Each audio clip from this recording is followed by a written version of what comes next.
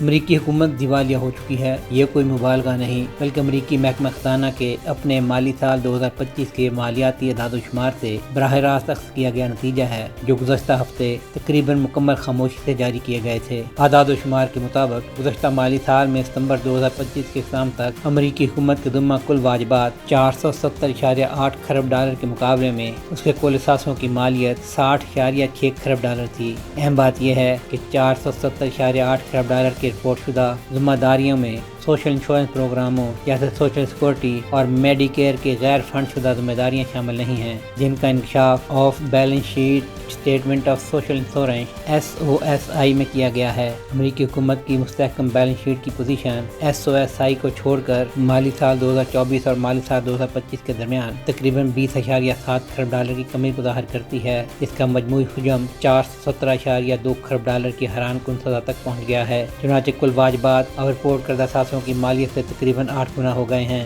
حکومتی واجبات میں اضافے کی سب سے بڑی وجوہات میں وفاقی قرضوں اور قابل ادائیگی سود میں سال کے دوران 20 کھرب ڈالر کا اضافہ ہے، جو اب 323.3 کھرب ڈالر پر پہنچ گیا ہے۔